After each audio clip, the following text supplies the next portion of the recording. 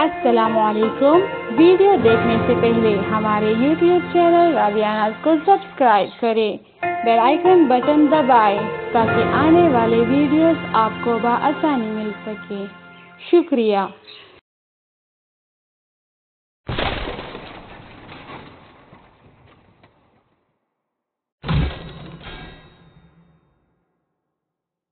उसने कहा आपने सच कहा। फिर उसके बाद उसने कहा मुझे अब कयामत के बारे में बताएं। हुजूर अलैहिस्सलाम ने फरमाया जो है वो मसूल साइल से आलम नहीं है। तो उसने कहा अच्छा फिर मुझे कयामत की कुछ निशानियां बयान फरमा दें। तो हुजूर अलैहिस्सलाम ने उस शख्स को जो निशानियां बयान फरमाई वो ये थी कि लौंडी अपनी मालिका को जन्म देगी। बकरियां चराने वाले, ऊंट चराने वाले, नंगे पांव वाले और नंगे बदन वाले तुम देखोगे कि इमारतें बनाने में एक दूसरे से आगे बढ़ने की कोशिश करेंगे। बहरहाल थोड़ी देर तक वो हुजूर की खिदमत में बैठा रहा। उसके बाद जब चला गया तो थोड़ी देर गुजरी तो हुजूर ने फरमाया उमर जानते हो ये शख्स कौन था? अर्ज़ की अल्लाह व रसूलुहु आलम, अल्लाह और उसका रसूल जानता है। फरमाया ये जिब्रील अमीन था जो तुम्हें तुम्हारा दीन सिखाने के लिए आया था। तो हजरत जिब्रील अमीन ने आकर के हुजूर से जो 4 सवालात किए उनमें से एक सवाल ये था कयामत कब आएगी और कयामत की निशानियां क्या है। तो हुजूर ने ये निशानियां बयान फरमाई कि लौंडी अपनी मालिका को जन्म देगी। और ये निशानी अब हमारे सामने है कि आज औलादें अपने जो है वो माँ बाप की आका बनी हुई है, बेटी आज माँ की हुक्मरान बनी हुई है। ये दौर जिसकी निशानदेही की वो बिल्कुल आज हमारे सामने है। हजरत अबू हुरैरा रज़ियल्लाहु ताला अन्हु से एक रिवायत है जिसको नबी रहमत सल्लल्लाहु अलैहि वसल्लम से वो बयान करते हैं। बैनमा अन्नबियो सल्लल्लाहु अलैहि वसल्लम युहद्दिसु इज़ जा आराबियुन फ़क़ाला मतस्सा।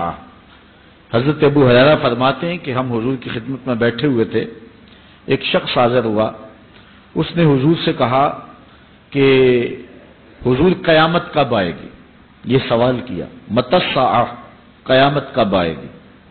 आका करीम अलैहिस्सलाम ने उसको जवाब दिया इज़ा दुय्यातिल अमाना फंतज़िरिस साअह, जब अमानत को जाया कर दिया गया तो समझ ले कयामत आ गई। जब अमानत को जाया कर दिया जाएगा तो समझ ले कयामत आ गई है। काला कैफा इदाअतुहा, अर्ज़ की हुजूर अमानत को जाया करना क्या मफहूम रखता है, इसका मतलब क्या है? तशरीह पूछी हुजूर से। तो हुजूर अलैहिस्सलाम ने जो जवाब दिया वो समाअत कीजिए। काला इज़ा वुस्सिदल अम्रु इला गैरि अहलिही फंतज़िरिस साअह, फरमाया जब मामलात नाअहल लोगों के सुपुर्द कर दिए जाएं तो समझ ले कि कयामत आ गई। जब मसनदों के ऊपर मसनदों के हकदार नहीं होंगे, जब जागों के तसर्रुफ में इकाबों का नशीमन आ जाएगा, जब तख्त व ताज के मालिक गद्दार, बेदीन और नाअहल लोग होंगे, जब तख्त व ताज की हुक्मरानी और मुसल्ला व इमामत के मसनद के ऊपर बैठने वाले भी नाअहल होंगे, तो फिर समझ लेना कि कयामत जो है वो जाहिर हो रही है।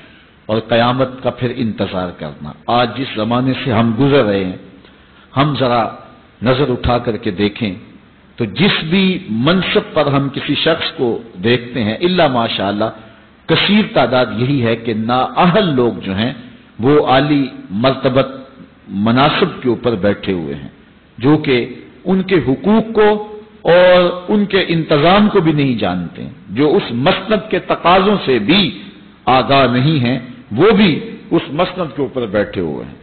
एक जमाना था, ये हमारे बचपन की कहानी है कि एक मर्तबा असेंबली में बहस हुई आबपाशी के बारे में कि फसलों तक माकूल पानी नहीं पहुंचता और जो है वो फसल अच्छे तरीके से जो है वो नहीं उग पा रही और हमारा मुल्क ज़री मुल्क है, तो इसके बारे में सोचा जाए। तो बहरहाल इस पे जब बात शुरू हुई तो एक रुकने असेंबली उठा।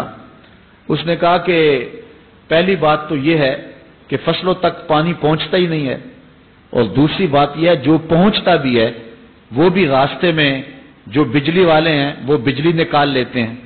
अब वो बिजली निकल चुकी होती है पानी से, अब वो खाली पानी जो है वो फसलों को क्या करेगा? तो जब नाअहल लोग ऐसी मसनदों के ऊपर और ऐसे मनासिब के ऊपर बैठे हुए होंगे اور ہم لوگ ان کو منتخب کرتے ہیں تو پھر آپ قیامت کا انتظار کیجئے، پھر قیامت آنے میں کوئی دیر نہیں ہے۔ تو حضور علیہ الصلوۃ والسلام نے 2 لفظوں کے اندر قیامت کے بارے میں یہ بات ارشاد فرما لی۔ یہ میں نے آپ کو اپنے بچپن کی کہانی سنائی ہے، لیکن اس دور کی کوئی ایک کہانی ہو تو میں آپ کے سامنے رکھوں۔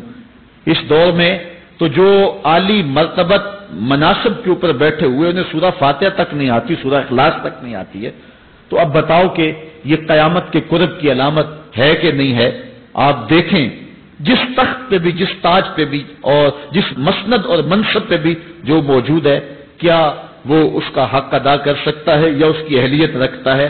وہ کیا کسی شاعر نے کہا تھا کہ ہر شاخ پہ الو بیٹھا ہے، انجام گلستاں کیا ہوگا؟ اور رومی نے اپنے زمانے میں کہا تھا کہ سگ وزیرو گرگ میرو موشرا درباں شود این ارکان سلطنت ملک را ویراں شود۔ یہ ایک دردناک کہانی ہے، لیکن قیامت کی نشانیوں کے حوالے سے آپ اس بات کو سمجھیں اور حضور علیہ السلام کے فرمان کی روشنی کے اندر ہم اپنے حالات کا جائزہ لیں۔ حضرت انس رضی اللہ تعالی عنہ سے ایک روایت ہے، کہتے ہیں سمیت رسول اللہ صلی اللہ علیہ وسلم یقول، میں نے حضور علیہ السلام کو فرماتے ہوئے سنا ہے۔ یہ حضرت انس رضی اللہ تعالیٰ عنہ وہ صحابی ہیں جنہوں نے 10 سال تک حضور کی نوکری کی ہے، اور کہتے ہیں 10 سال میں ایک بار بھی ایسا نہیں ہوا کہ حضور نے مجھے اف بھی کہا ہو۔ کہتے ہیں کبھی ایسا ہوتا کہ میرے ہاتھ سے کوئی برتن ٹوٹ جاتا، ازواج مطہرات جو ہیں وہ اس پہ ناراض ہونے لگتی تو حضور علیہ السلام روک دیتے، فرماتے اسے کچھ نہ کہو، اس برتن کی عمر اتنی لکھی ہوئی تھی، یہ اتنے عرصے کے لیے ہی پیدا کیا گیا تھا۔ تو آقا کریم علیہ السلام نے جو ہے وہ ازواج مطہرات کو بھی روکا کہ وہ مجھے جھڑکے نہ۔ خدمت رسول اللہ صلی اللہ علیہ وآلہ وسلم 10 سنین، میں نے پورے 10 سال حضور کی نوکری کی ہے۔ بلکہ جب آپ کہیں گے کہ حضور کے خادم کا نام کیا ہے، سارے صحابی حضور کے خادم ہیں، لیکن نام حضرت انس رضی اللہ تعالی عنہ کا آئے گا۔ یہ حضور علیہ السلام کے خادم خاص ہیں اور حضور سے بہت ساری باتیں انہوں نے سنی ہیں۔ تو ان باتوں میں سے ایک بات کہتے ہیں سمیت رسول اللہ صلی اللہ علیہ وسلم یقولو، میں نے رسول کریم صلی اللہ علیہ وسلم کو کہتے ہوئے سنا، ان من اشراط الساعۃ ان یرفع العلم، قیامت کی نشانیوں میں سے ایک نشانی یہ ہے کہ علم اٹھا لیا جائے گا، جہالت پھیل جائے گی، علم اٹھا لیا جائے گا۔ آج لفظ زیادہ ہو گئے، انفارمیشن زیادہ ہو گئی ہے، لیکن جس کو علم کہا جاتا ہے، جو مومن کے سینے کا جمال اور نور ہے، آج وہ اٹھا لیا گیا ہے۔ آج لوگ کہتے ہیں جی جتنا علم آج ہے اتنا علم پہلے تو نہیں تھا۔ آج کوئی غزالی دکھاؤ، کوئی رازی دکھاؤ، کوئی رومی دکھاؤ، کوئی احمد بن حنبل جیسا شخص دکھاؤ، کوئی محمد بن حسن شیبانی جیسا شخص دکھاؤ، کوئی امام ابو حنیفہ کے نالین کی خاک جیسا شخص بھی دکھاؤ، تو یہ ایک غلط بات ہے کہ جی پہلے زمانے میں اتنا علم نہیں ہوتا تھا، اب علم بہت زیادہ ہو گیا، جی علم بہت زیادہ پھیل گیا۔ علم نہیں پھیلا ہے، یہ چند معلومات ہیں، انفارمیشن کا دور ہے، اور خبریں ہیں۔ جو علم ہے، جو کہ مومن کے سینے کا جمال ہے اور باطن کا نور ہے، جو زندگی کی راہوں کو اجالتا ہے اور زمانے کو مالک کی دہلیز کے قریب کرتا ہے اور انسان کو انسانیت سکھاتا ہے، وہ علم جو ہے وہ اٹھتا چلا جا رہا ہے۔ اور حضور سے پوچھا گیا کہ حضور علم سینوں سے اچک لیا جائے گا، سینوں سے کھینچ لیا جائے گا؟ فرمایا نہیں، علماء اٹھا لیے جائیں گے۔ جب علماء فوت ہو جائیں گے تو ان کی جگہ اس درجے کے لوگ نہیں آئیں گے، پھر زوال پذیر سلسلے ہوتے چلے جائیں گے، علم اٹھا لیا جائے گا۔ جب سینے علم سے خالی ہو جائیں گے تو پھر قیامت آ جائے گی۔ اس لیے حضور علیہ السلام کا فرمان ہے، کائنات کی ہر شے علماء کی زندگی کی دعائیں مانگتی ہے، حتی الحیتان فی البحر، یہاں تک کہ سمندروں اور دریاؤں کے اندر مچھلیاں بھی علماء کی زندگی کی دعائیں مانگتی ہیں۔ انہیں پتا ہے علماء ہیں تو کائنات معرض وجود میں آئی تو موجود رہے گی، اگر علماء نہیں ہوں گے تو کائنات جو ہے وہ بالکل قیامت کا شکار ہو جائے گی۔ تو پہلی چیز حضور نے ارشاد فرمایا ان یرفع العلم، علم اٹھا لیا جائے گا، ویکثر الجہل، اور جہالت عام ہو جائے گی۔ علم کی جگہ جو ہے وہ جہالت عام ہو جائے گی۔ آج علماء نہیں رہے ہیں، آج ہم جو ہے وہ انحصار کرنے لگے ہیں چند ٹیلی ویژن چینلوں پہ، اور اس کا نتیجہ کیا ہے کہ مختلف چینلز کے اوپر بیٹھے بہت سارے لوگ گمراہی پھیلا رہے ہیں۔ یہ ایک الگ داستان ہے، ایک الگ کہانی ہے کہ کس طرح سے علم کا گلا گھونٹا جا رہا ہے اور کس طرح جو ہے وہ لوگوں کو گمراہ کیا جا رہا ہے، یہ جہالت کی کثرت ہے۔ اور تیسری بات جو حضور نے ارشاد فرمائی، وَيَكْثُرَ الزِّنَا، زنا عام ہو جائے گا۔ نظر کا زنا یہ تو اس زمانے کے اندر برا رہا ہی نہیں ہے، لوگ اس میں کوئی آر ہی نہیں سمجھتے۔ کسی کی بہن اور بیٹی کو دیکھنا اور اپنی آنکھوں کو شہوات سے بھرنا، یہ بندہ محسوس ہی نہیں کرتا ہے۔ حضور علیہ السلام نے ارشاد فرمایا، من زنا زنیا بہی ولو بہی تان دارہی، جس نے زنا کیا یہ عمل اس کے گھر بھی لوٹے گا، اگرچہ وہ اپنی دیواریں اونچی اونچی کیوں نہیں کر لیتا۔ اگر آج کوئی کسی کی بہن بیٹی پر اپنی نظروں کو غلیظ کرتا ہے تو وہ یہ کیسے کہہ سکتا ہے کہ میری بہن اور میری بیٹی کسی کی گندی نظروں کا شکار نہیں ہوگی؟ یہ مقافات عمل ہے۔ گندم از گندم بروئے جو سے جو، از مقافات عمل غافل مشو۔ اس لیے بدکاری پھیل جائے گی، نظر کی بدکاری اور ہر طرح کی بدکاری، اور یہ اتنا برا اور کبھی کام ہے کہ اللہ تعالیٰ جل شانہ نے قرآن مجید میں اسے کھلی بے حیائی قرار دیا ہے۔ آج میڈیا کے ذریعے، آج انٹرنیٹ کے ذریعے، اور یہ جو موبائل پیکج کی مصیبت نکلی ہے، اس سے معاشرے کا امن خراب ہو گیا اور معاشرے کے اندر حیا کا جوہر جو ہے وہ لوٹ لیا گیا ہے۔ اپنی نسلوں کی حفاظت کریں، ان کے ہاتھوں سے جو ہے وہ ناول چھینیں، اور ان کے ہاتھوں سے جو ہے وہ اس طرح کی مخرب اخلاق سیڈیز چھین لیں، اور ان کے ہاتھوں میں اللہ کا قرآن دیں اور رسول کریم علیہ السلام کی احادیث تھمائیں اور ان کو راہ حق کا مسافر بنائیں۔ یہ ذمہ داری ہے والدین کی۔ کل قیامت کے دن ایک عورت 4 مردوں کو جہنم میں لے جائے گی۔ عرض کیا گیا وہ کیسے؟ فرمایا ایک عورت کو حکم ہوگا جہنم کا تو وہ عرض کرے گی مالک میرے باپ کو بلایا جائے، باپ کو بلایا جائے گا، یا اللہ یہ میرا باپ ہے، میں اس کی بیٹی، میری تربیت کا جوہر اس کے ہاتھ میں تھا، آج جن بدکاریوں اور گناہوں کے سبب جہنم میں جا رہی ہوں اس کا ذمہ دار یہ ہے۔ وہ باپ جس نے اپنے بیٹی کو سب کچھ دیا، اپنی اولاد کی تعلیم کے لیے اپنے پلاٹ بیچ دیے، جائیدادیں فروخت کر دی، نہیں دیا تو دین نہیں دیا، کل قیامت کے دن وہ اللہ کے حضور کیا جواب دے گا؟ ارشاد ہوگا اسے بھی پکڑو، اس کے باپ کو بھی پکڑو اور جہنم میں لے جاؤ۔ عرض کرے گی نہیں مالک میرے بھائی کو بلایا جائے، بھائی کو بلایا جائے گا، مالک یہ میرا بھائی ہے، میں اس کی غیرت تھی، میں جن راہوں پہ چل کر کے تیرے عتاب اور تیرے قہر و غضب کی حقدار بنی اس کا ذمہ دار یہ ہے، اگر یہ مجھے روکتا، اپنی آبرو کی حفاظت کرتا، اپنی ناموس کا پہرا دیتا تو میں ان راستوں کی مسافر کیسے بنتی؟ میری خرابی کا ذمہ دار یہ ہے۔ اب وہ بھائی کیا جواب دے گا جو چوکوں اور موڑوں پہ کھڑا ہو کے آنے اور جانے والی بہنوں اور بیٹیوں کو دیکھتا ہے اور یہ سمجھتا ہے کہ میری بہنیں اور میری بیٹیاں گھر میں محفوظ ہیں؟ وہ قیامت کے دن کیا جواب دے گا؟ ارشاد ہوگا اسے بھی پکڑو، اس کے باپ کو بھی پکڑو، بھائی کو بھی پکڑو، جہنم میں لے جاؤ۔ عرض کرے گی نہیں مالک میرے شوہر کو بھی بلایا جائے، بلایا جائے گا، مالک یہ میرا شوہر ہے اور میں اس کی بیوی، میری تربیت کا جوہر ماں باپ کے بعد اس کے ہاتھ میں تھا اور اس کے پاس طلاق کی دھمکی ایسی چیز تھی، مجھے جو چاہتا منواتا اور جس انداز میں ڈھالنا چاہتا مجھے ڈھال لیتا، لیکن اس نے مجھے کبھی راہ حق کی طرف نہیں بلایا تھا۔ وہ شوہر کیا جواب دے گا جو خود اپنے دوستوں کو چائے پہ بلا کے اور اپنی بیوی کو سامنے برہنہ منہ بٹھا کے بعد میں اس کے حسن کی داد مانگتا ہو، بتاؤ بھابی کیسی ہے؟ تو وہ کیا جواب دے گا قیامت کے دن؟ ارشاد ہوگا اس کو بھی پکڑو، اس کے باپ کو بھی، اس کے شوہر کو بھی اور اس کے بھائی کو بھی جہنم میں لے جاؤ۔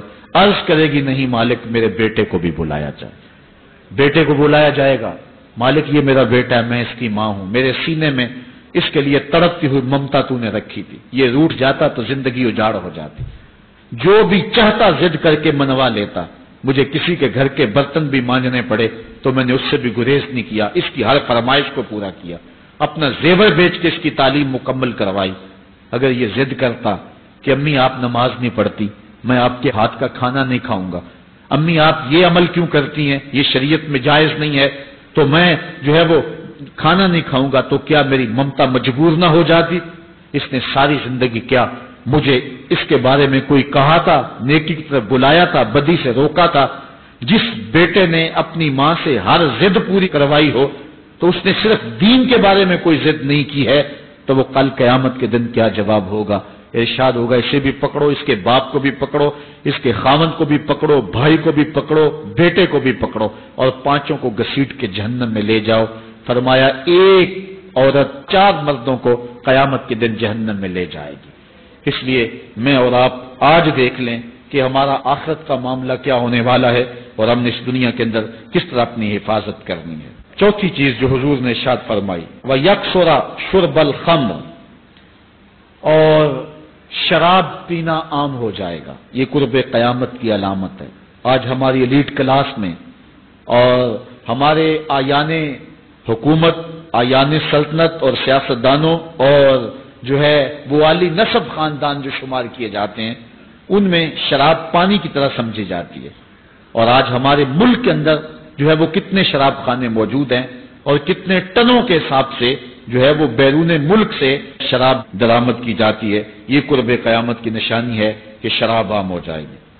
ایک روایت میں آتا ہے شارب الخمر کعابد الوثن، شراب پینے والا بت پوجنے والے کی طرح ہے۔ کتنا سخت فرمایا گیا، اور کل قیامت کے دن سخت رسوا ہوگا جو دنیا کے اوپر شراب پیتا رہا ہوگا۔ اللہ تعالی ہم سب کو محفوظ فرمائے۔ وَيَقِلَّ الرِّجَالُ وَيَكْثُرُ النِّسَاءُ، اور ایک نشانی حضور نے یہ ارشاد فرمائی کہ مرد تھوڑے ہو جائیں گے اور عورتیں زیادہ ہو جائیں گی۔ ایک تو عورتوں کی افزائش زیادہ ہوگی، اور دوسری بات مختلف ہنگاموں میں، حادثات میں اور جنگوں میں مرد قتل کر دیے جائیں گے اور عورتیں زیادہ ہو جائیں گی، یہاں تک کہ حضور نے فرمایا حتی یکون ل50 امرأۃ القیم الواحد، یہاں تک کہ 50 عورتوں کا ایک مرد منتظم ہوگا۔ 50 عورتیں ہوں گی اور کمانے والا صرف ایک مرد ہوگا۔ یہ قرب قیامت کے حالات ہیں جو حضور نے بیان کیے، حالات اس طرف بڑھ رہے ہیں، اور ایک وقت وہ آنے والا ہے کہ بالکل جو حضور نے فرمایا وہ چیزیں سامنے آئیں گی۔ حضرت ابو سعید خدری رضی اللہ تعالی عنہ سے ایک روایت سنیے۔ حضور نے ارشاد فرمایا مجھے قسم اس رب کی جس کے قبضے میں میری جان ہے، اتنی دیر تک قیامت نہیں آئے گی، یہ وقت بھی آئے گا کہ جانور انسان سے باتیں کریں گے، انسان ان کی بولی سمجھے گا اور وہ ان سے باتیں کریں گے۔ وَحَتَّى تُكَلِّمَ الرَّجُلَ عَزْبَةُ صَوْتِهِ، اور اس کے کوڑے کی جو رسی ہے، اس کا جو پھندنا ہے، وہ بھی انسان سے باتیں کرے گا۔ وَالشِّرَاقُ نَالِهِ، اور اس کے جوتے کا تسمہ بھی اس سے بات کرے گا۔ يُخْبِرَ فَخِذُهُ بِمَا أَحْدَثَ أَهْلُهُ بَعْدَهُ، اس کا گھٹنا اس کو بتا دے گا اس کے بعد میں اس کے گھر والوں نے جو باتیں کی۔ یہ حالات پیدا ہو جائیں گے۔ آج موبائل اور جدید ٹیکنالوجی آ رہی ہے تو اس بات کو سمجھنا مشکل نہیں ہے۔ اس زمانے کے اندر جبکہ ان چیزوں کا تصور بھی نہیں تھا، صحابہ نے پھر بھی یقین کیا کہ ہوگا، حضور نے کہا ہے اور آگے بیان کیا، اور آج تو حالات نظر آ رہے ہیں کہ بالکل جو حضور نے بتایا وہ سب کچھ جو ہے وہ ہونے والا ہے۔ حضرت ابو ہریرہ رضی اللہ تعالی عنہ سے ایک روایت ہے، یہ وہ صحابی ہیں جنہوں نے سب سے زیادہ حضور علیہ السلام کے فرامین امت تک پہنچائے ہیں، کثرت کے ساتھ حضور کی صحبت کا دور پایا اور اصحاب صفہ میں سے تھے، زندگی کا ایک ایک لمحہ حضور کی قربت میں گزارا۔ حضرت ابو ہریرہ رضی اللہ تعالیٰ عنہ فرماتے ہیں کہ رسول کریم صلی اللہ علیہ وسلم نے ارشاد فرمایا اذا اتخذ الفیء دیوالا، جب مال غنیمت کو، جب سرکاری خزانے کو اپنی ذاتی دولت سمجھا جائے گا، اس میں تصرف کیا جانے لگے گا۔ سرکاری خزانے میں لوگ جس طرح چاہیں گے تصرف کریں گے، ایک زمانہ آئے گا اور وہ دیکھ لو بالکل ہمارے سامنے۔ والامانۃ مغنما، اور امانت کو مال غنیمت سمجھا جائے گا، جس طرح غنیمت بندہ استعمال کرتا ہے وہ امانت کو ہی اس طرح غنیمت سمجھے گا اور اس کو جو ہے وہ غصب کر جائے گا۔ والزکات مغرما، اور زکات کو ٹیکس سمجھے گا، مجبور ہو کے دے گا، وہ زکات دینا چاہے گا ہی نہیں۔ اور آج کتنے لوگ ہیں جو زکات نہیں دیتے؟ اگر لوگ صحیح طور پہ زکات ادا کر دیں اور زکات کے جو حقدار ہیں ان تک پہنچے تو پاکستان میں صرف 1-2 سالوں کے اندر غربت ختم ہو جائے۔ اتنی دولتیں ہیں لوگوں کے پاس، اتنی جائیدادیں ہیں لوگوں کے پاس۔ ایک تو سارے لوگ زکات ادا نہیں کرتے، دوسرا یہ ہے حقداروں تک نہیں پہنچتی۔ پیشہ ور مانگنے والے اور اس موسم کے اندر جو ہے وہ اپنے آپ کو غریب ظاہر کر کے اور مختلف اپنی مجبوریاں ظاہر کر کے مال ہتھیانے والے بہت سارے ہیں، اور زکات دینے والا کہتا ہے میں جلدی جلدی فارغ ہو جاؤں، جتنی محنت مال کو کمانے میں صرف کی ہے اتنی ہی محنت حقداروں کو تلاش کرنے کے لیے بھی کرے تاکہ اس کی زکات اصل مصارف تک پہنچے۔ تو قرب قیامت میں یہ ہوگا کہ زکات کو ٹیکس جانا جائے گا، وَتُعُلِّمَ لِغَيْرِ الدِّينِ، اور علم دین کے لیے حاصل نہیں کیا جائے گا، دین کے علاوہ کے لیے حاصل کیا جائے گا۔ اس کے دو تین مفاہیم ہیں۔ ایک تو مفہوم ہے کہ علم دین حاصل کرنا لوگ چھوڑ دیں گے، وہ انجینئر اور ڈاکٹر اور کیا کچھ بننے کے لیے جو ہے وہ علم حاصل کریں گے۔ نام خدمت انسانی ہی ہے کہ میں یہ سب کچھ کر کے اپنے وطن کی خدمت کروں گا، انسانیت کی خدمت کروں گا، لیکن بعد میں جب مسندوں پہ بیٹھتے ہیں اور جو حال کرتے ہیں وہ کسی سے مخفی نہیں ہے۔ مسیحا پھر کس روپ کے اندر آتا ہے اور کس طرح قوم کو دونوں ہاتھوں سے لوٹتا ہے، یہ قرب قیامت کی نشانیاں ہیں۔ ہر بندہ جو ہے وہ علم تعلیم حاصل اچھا انسان بننے کے لیے نہیں، با کردار شخص بننے کے لیے نہیں، اچھا مومن بننے کے لیے نہیں، صالح فرد بننے کے لیے نہیں، بلکہ کمائی کرنے کے لیے، زیادہ سے زیادہ پیسے کمانے کے لیے وہ علم حاصل کرے گا۔ اور دوسری یہ بات کہ جو دین کا علم بھی حاصل کریں گے وہ بھی غرض و غائب جو ہے وہ اپنی چھوڑ دیں گے جس مقصد کے لیے جو ہے وہ علم حاصل کیا جاتا ہے۔ اور یہ قرب قیامت کی نشانی جو حضور نے بیان کی یہ بھی ہم اپنے اس زمانے میں دیکھ رہے ہیں۔ وَأَطَاعَ الرَّجُلُ امْرَأَتَهُ، اور آدمی اپنی بیوی کی اطاعت کرے گا، جو بیوی کہے گی وہ مانے گا۔ وَأَقْطَعَ أُمَّهُ، اور ماں کو آگ کر دے گا، ماں کی پرواہ نہیں کرے گا، ماں کی نافرمانی کرے گا، بیوی کی بات کو ترجیح دے گا اور ماں کی بات جو ہے اس کو ثانوی حیثیت دے گا۔ بہت بدبخت تو ایسے ہیں کہ جو ماں باپ کو ویسے ہی دقیانوسی کا تانا دے کے کہتے ہیں تمہیں تو پتہ ہی نہیں کسی بات کا، دنیا کہاں چلی گئی، اور ان کی کسی بات کو، کسی مشورے کو اور کسی حکم کو کوئی ترجیح نہیں دیتے۔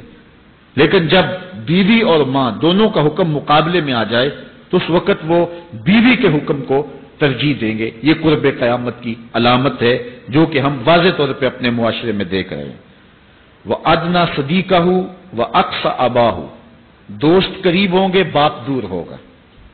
دوستوں کو قربت دی جائے گی، ان کے ساتھ بیٹھنا اٹھنا بھی ہوگا، کھانا پینا بھی ہوگا، گپ شپ بھی ہوگی۔ دوست ایک بیل دے تو بندہ دوڑا جائے گا دوست کی پکار پہ، لیکن ماں باپ جو مرضی کہیں تو ماں باپ کی بات کو کوئی ترجیح نہیں دی جائے گی۔ یہ قرب قیامت کی نشانیوں میں سے ایک نشانی ہے، اور اس وجہ سے آج لوگ محروم ہو گئے ہیں اور گھروں میں برکت نہیں رہی۔ ماں باپ اگر کچھ کہیں، کوئی چیز لانے کے لیے بھی کہیں تو بچہ سو بہانے کرتا ہے اور دوست کی پکار پہ لبیک کہتا ہوا بھاگ اٹھتا ہے۔ وَظَهَرَتِ الْأَصْوَاتُ فِي الْمَسَاجِدِ، مسجدوں میں لڑائیاں ہوں گی، مسجدوں میں جو ہے وہ آوازیں بلند ہوں گی لڑائیوں کی، ایک دوسرے سے الجھاؤ پیدا ہو جائیں گے۔ آج ہماری مسجدوں میں پنکھا بند کرنے سے لڑائیاں شروع ہو جاتی ہیں۔ یہ بالکل آپ کے قریب ایک شہر میں ہوا ہے، ایک آدمی قتل ہو گیا صرف اس معاملے میں کہ وہ ایک کہہ رہا تھا کہ لائٹ بند کر دو اور دوسرے نے کہا کہ میں نماز پڑھ رہا ہوں تو تم نے مجھے دیکھا نہیں، اور اس بات پہ لڑائی شروع ہوئی حتیٰ کہ فائرنگ تک نوبت پہنچی اور ایک آدمی جو ہے وہ قتل ہو گیا۔ آپ نے اخبارات میں پڑھا ہوگا۔ تو اس طرح مسجدوں کے اندر جو ہے وہ لڑائیاں شروع ہو جائیں گی، یہ قرب قیامت کی نشانی ہے۔ وَصَادَ الْقَبِيلَةِ فَاسِقُهُمْ، قبیلے کا سردار سب سے فاسق اور بدتر شخص ہوگا۔ خاندان کا، قبیلے کا، برادری کا وہی سربراہ ہوگا، وہی قائد ہوگا، وہی لیڈر ہوگا، وہی پنچ ہوگا جو جتنا بڑا گنڈا اور جتنا بڑا بدماش ہے اس کو ہی جو ہے وہ سرپرستی جائے گی۔ شرافت نام کی چیز ہی باقی نہیں رہے گی۔ شرافت کے بل بوتے پہ آگے نہ کوئی سیاست میں آ سکے گا، نہ کوئی خاندان میں آگے آ سکے گا، بلکہ اب تو حال ہی ہوا کہ اب ہماری محافل اور آراس کے اندر بھی جو مہمان خصوصی رکھے جاتے ہیں وہ بھی اس اعتبار سے نہیں رکھے جاتے کہ متقی شخص تلاش کرو جس کو مسند صدارت پہ اٹھایا جائے، جس کو مہمان خصوصی رکھا جائے۔ اس میں بھی یہ دیکھا جاتا ہے کہ کس کا اثر معاشرے کے اندر زیادہ ہے، چاہے وہ اثر رسوخ اس نے منشیات فروخت کر کے ہی حاصل کیا ہو، کس کی دولت زیادہ ہے، چاہے اس نے وہ دولت لوگوں کا خون نچوڑ کے حاصل کی ہو، وہی مہمان خصوصی ہوتا ہے محفل نعت میں، چونکہ وہ پیسے زیادہ پھینک سکتا ہے۔ اور ایک غریب آدمی جو کہ تہجد کی نماز پڑھنے کا بھی عادی ہے، اس کو جوتیوں پہ جگہ ملتی ہے، اس کا قصور صرف یہ ہے کہ وہ غریب ہے، اور اس کے پاس حرام کی کمائی نہیں ہے.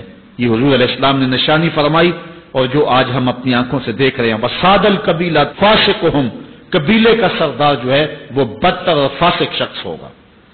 وَكَانَ زَعِيمُ الْقَوْمِ أَرْذَلَهُمْ، اور قوم کا جو سردار ہوگا وہ قوم کا کمینہ ترین شخص ہوگا. یعنی قوم کا جو سب سے کمینہ شخص ہوگا وہ سب سے اونچی والی مسند پہ بیٹھا ہوگا. اور آپ دیکھ لیں، صرف پاکستان میں نہیں پوری دنیا پہ دیکھ لیں کہ ایسا نہیں دیکھ رہے ہم کہ جو بدبخت ہے، جو کمینہ ترین شخص ہے، فلک نے بخشی ہے انہیں خواجگی، جو جانتے نہیں روش بندہ پروری کیا ہے. جن کو اپنے نفع نقصان کا بھی نہیں پتا، اپنے آپ کا بھی شعور نہیں ہے، ہم کون ہیں، کس لیے آئے ہیں، جو مقصد حیات سے بھی آگاہ نہیں ہے، تو وہ قوم کے سردار ہوں گے. سیاسی تنظیمیں ہوں یا دیگر تنظیمات ہوں، الا ماشاء اللہ اکثر حال یہی ہے جو اللہ کے محبوب علیہ السلام نے بیان فرمایا. جہاں کہیں بھی شرافت، نجابت اور اچھے لوگوں کو برتری ہے، آہستہ آہستہ وہ کم ہوتی چلی جائے گی. اور یہی ہوگا سارے کا سارا نظام جب قیامت آئے گی تو یہی ہوگا کہ جتنا برا شخص ہوگا، جتنا کرپٹ شخص ہوگا، جتنا ظالم شخص ہوگا، جتنا ڈاکو لٹیرا اور انتہائی کمینہ شخص ہوگا، وہی جو ہے وہ قوموں کا سردار ہوگا.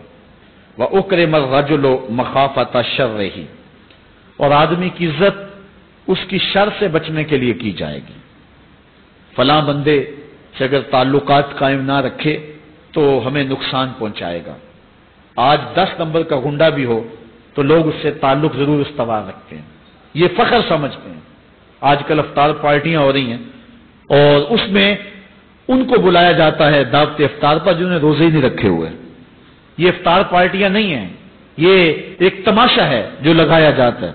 اس لیے یہ ایک مزاج ہوگا قرب قیامت میں جس کا بیان حضور علیہ السلام نے کیا. جبکہ ہم ہر روز یہ اللہ سے وعدہ کرتے ہیں وَنَخْلَوْ وَنَتْرُكُ مَن يَفْجُرُكَ، دعائے قنوت میں کہتے ہیں اے اللہ جو تیرے حکموں کو توڑتا ہے ہمارا اس سے کوئی تعلق نہیں ہوگا. یہ روز عہد کرتے ہیں لیکن مسجد سے نکل کے اس عہد کو توڑ دیتے ہیں، بلکہ بہت سارے تو مسجد کے اندر ہی توڑ دیتے ہیں. وَظَهَرَتِ الْكَيْنَاتُ وَالْمَعَازِفُ، اور گانے والی اور بجانے والی عورتیں اور گیت گانے والی عورتیں، رنڈیاں، یہ جو ہے وہ گانا شروع کر دیں گی اور یہ عام ہو جائے گا. اب تو حد ہو گئی کہ مذہب کے نام سے بھی یہ سب کچھ ہو رہا ہے. یہ شام کلندر کے نام سے جو پورے ملک کے اندر ایک جو ہے تقریب شروع ہوئی ہے، اس میں جو ہے ان عورتوں کو بلایا جاتا ہے اور لکھا ہوتا ہے باقاعدہ اشتہاروں کے اوپر کہ فلاں جو ہے وہ گانے والی آئے گی اور وہ جو ہے وہ اپنا کلام پیش کرے گی.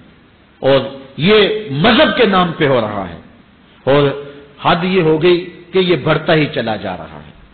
اس کو روکنے کی گو مربوط کوششیں بھی نہیں ہوئی، لیکن ایک ایسا عمل تھا کہ جس کو ہر صاحب شخص برا سمجھتا ہے، لیکن اس کے باوجود یہ پھیلتا چلا جا رہا ہے. اور جو کچھ معاشرے میں ہو رہا ہے وہ حضور علیہ السلام نے پہلے نشاندہی کی. وَشُرِبَتِ الْخُمُورُ، اور شرابیں پی جائیں گی، رنڈیاں ناچیں گی، گانے گائیں گی اور شرابیں پی جائیں گی. وَلَعَنَ آخِرُ هَذِهِ الْأُمَّةِ أَوَّلَهَا، اس امت کے بعد میں آنے والے لوگ پہلے گزروں پر لعنت کریں گے. کہیں انہیں تو پتہ ہی نہیں ہے. پاکستان کے اندر باقاعدہ آرٹیکل چھپے اخبارات میں کہ محمد بن قاسم جو ہے وہ ڈاکو تھا، سلطان محمود غزنوی لٹیرا تھا. یہ مضامین شائع ہوئے. صحابہ کو گالیاں نہیں دی جا رہی. کتنے لوگ ہیں جو صحابہ کو برا بھلا کہتے ہیں. اور حضور علیہ السلام کے والدین طیبین جن کی وساطت سے یہ درے اور گوہر شاہوار ہمیں نصیب ہوا، ان والدین کو ممبروں پہ بیٹھ کے کیا جہنمی نہیں کہا جا رہا؟ تو یہ وہ زمانہ، کیا امام حسین کو باغی نہیں کہا جا رہا؟ پہلے لوگ اندر داخل ہو کے کرتے تھے اور کتابچے چھاپتے تھے، اب آہستہ آہستہ ممبروں پہ بھی آ گئے اور یہ بات کہی جانے لگی ہے. اس پر باقاعدہ اجتماعات منعقد ہوتے ہیں، اس پہ کہا جاتا ہے. ایک ٹی وی چینل کے اوپر یزید کو جو ہے وہ رحمت اللہ تعالی علیہ کہا گیا، کیا کچھ نہیں ہوا. یہ سب کچھ آپ کے سامنے ہے. یہ حضور نے بیان فرمایا یہ ہونا تھا. آقا کریم علیہ السلام نے ارشاد فرمایا وہ وقت آئے گا کہ جو آخر والے ہوں گے وہ سمجھیں گے کہ ہم ہی جو ہے وہ دیندار ہیں، ہمیں دین کا ٹھیکہ، اور پچھلوں پر لعنت بھیجیں گے کہ انہیں کیا پتا تھا دین کا. آج پچھلوں کے عقائد پر حملے ہو رہے ہیں اور انہیں مشرک کہا جا رہا ہے. میں نے ایک دن کہا تھا یہ بڑے زور سے کہا جاتا ہے جو یا رسول اللہ کہ وہ مشرک ہو جاتا ہے. میں نے کہا دیکھو اس فتوے کا اثر کہاں تک جاتا ہے. حضور علیہ السلام کے سارے صحابی آقا کریم علیہ السلام کی موجودگی کے اندر بھی، اور پھر دیکھیے مسلمہ کذاب کے مقابلے میں جو جنگ لڑی گئی، اس جنگ کے اندر حضرت خالد بن ولید نے لکھا کہ کافر بھی اللہ اکبر کا نعرہ لگاتے ہیں، ہم بھی اللہ اکبر کا نعرہ لگاتے ہیں، فرق نہیں معلوم ہوتا اپنا کون سا ہے اور بیگانہ کون سا ہے۔ تو حضرت صدیق اکبر نے لکھا کہ جب وہ اللہ اکبر کا نعرہ لگائیں تم اس کے جواب کے اندر یا محمد آہو کا نعرہ لگاؤ۔ وَقَانَ شِعَارُ الْمُسْلِمِينَ يَوْمَئِذٍ یا محمد آہو، اس دن مسلمانوں کا شعار ہی یہ تھا، جو یا محمد یا رسول اللہ کہتا تھا وہی مومن مانا جاتا تھا، باقی کو تہہ ٹیک کر دیا جاتا تھا۔ تو اگر یا رسول اللہ کہنا شرک ہے تو پھر سارے صحابی، وہ 10,000 صحابہ جو جنگ یمامہ میں شامل تھے، ان کے بارے میں پھر کیا کہو گے؟ پھر حضرت زین العابدین کے بارے میں کیا کہو گے، جو کربلا کے میدان میں مدینے کی طرف منہ کر کے کہہ رہے ہیں یا رحمت للعالمین ادرک لزین العابدین۔ پھر حضرت زینب کے بارے میں کیا کہو گے، یا محمد آہو یا محمد آہو ھذا حسین مزمل بالدماء، جو کربلا میں کھڑا ہو کے کہہ رہی ہیں اے میرے نانا حضور، اے محمد عربی، آپ کے حسین کو دیکھو خون میں نہا گیا ہوا ہے۔ تو پھر کیا یہ فتویٰ تمہارا کہاں تک پہنچے گا؟ نہ صحابہ بچیں گے، نہ اہل بیت بچیں گے، اور نہ اولیاء امت بچیں گے، جنہوں نے کہا تھا یا رسول اللہ انظر حالنا یا حبیب اللہ اسمع قالنا۔ تو یہ قیامت کی نشانیاں ہیں کہ اگلے جو ہیں وہ پچھلوں پر لعنتیں بھیجیں گے، ان کو برا بلا کہیں گے، صحابہ کو گالیاں، اہل بیت کو گالیاں، نواسب میں کیا کچھ نہیں کیا ہے، اور آج بھی جو دنیا کے اوپر ناسبی ہیں وہ اہل بیت کے بارے میں کیا کیا زبان استعمال نہیں کرتے، حضور کے والدین کے بارے کیا کچھ نہیں کہا جاتا۔ تو یہ سب کچھ ہونے والا ہے جو حضور علیہ السلام نے بیان کیا، کچھ ہو رہا ہے اور کچھ تم دیکھو گے اپنی آنکھوں کے سامنے۔ پھر ارشاد فرمایا فَارْتَقِبُوا عِنْدَ ذَلِكَ رِيحًا حَمْرَاءَ وَزَلْزَلَةً وَخَسْفًا وَمَسْخًا وَقَذْفًا وَآيَاتٍ تُتَابِعُ كَنِظَامٍ قُطِعَ سِلْكُهُ فَتُتَابِعُ۔ فرمایا کہ پھر جب یہ حالات ہوں گے اور یہ پوری طرح حالات معاشرے میں پیدا ہو جائیں گے تو پھر سرخ آندیاں آئیں گی، پھر انتظار کرنا سرخ آندیوں کا، وَزَلْزَلَةً اور زلزلے کا انتظار کرنا، وَخَسْفًا وَمَسْخًا وَقَذْفًا اور دھنسنے کا انتظار کرنا، اوپر سے پتھروں کے نازل ہونے کا اور شکلوں کے بگڑنے کا انتظار کرنا۔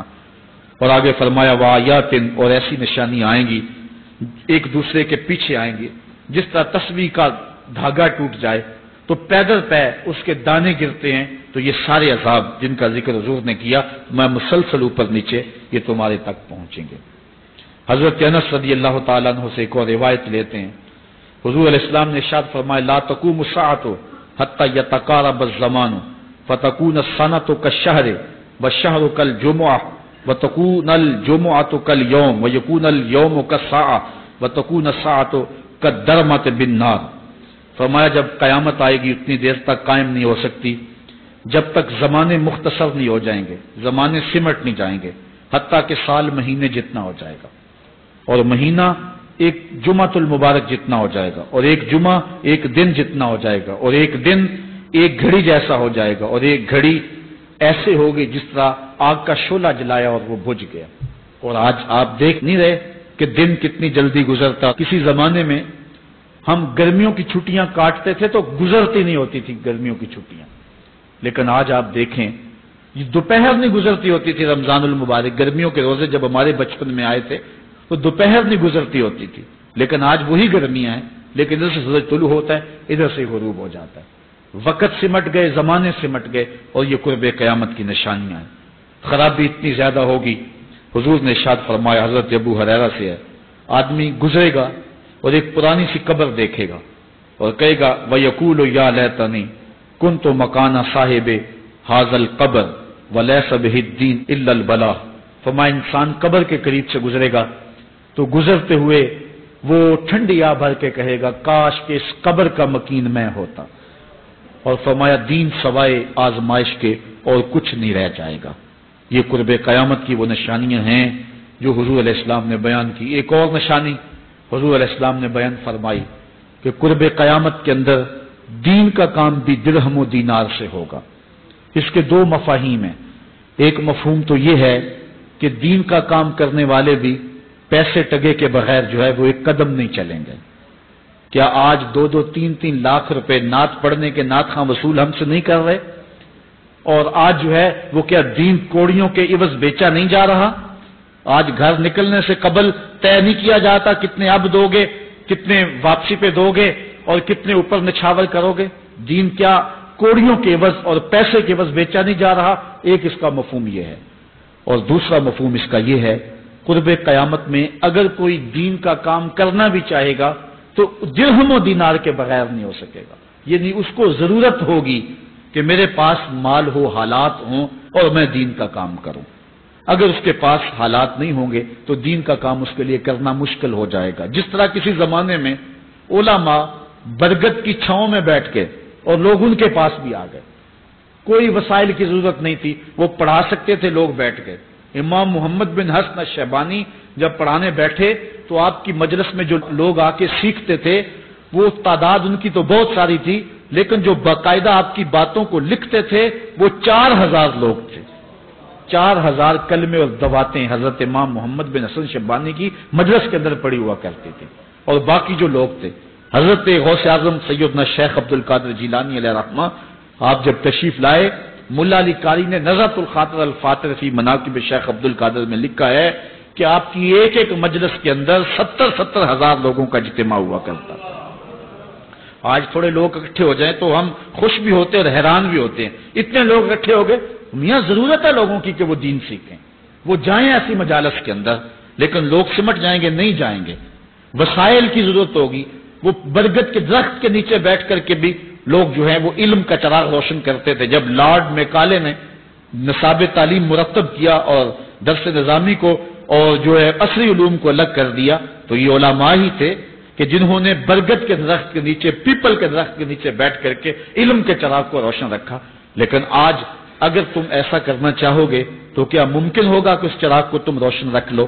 آج وسائل کی بہر صورت ضرورت ہے، اور آج سے صدیوں قبل علماء نے یہ فتویٰ دیا تھا کہ صدقہ کرنا، زکوٰۃ ادا کرنا یا دیگر امور خیر میں خرچ کرنا بڑا نیکی کا کام ہے، لیکن سب سے بڑا نیکی کا کام اس دور کے اندر آج سے قبل علماء نے فتویٰ دیا تھا کہ دین کے طالب علموں پہ خرچ کرنا ہے۔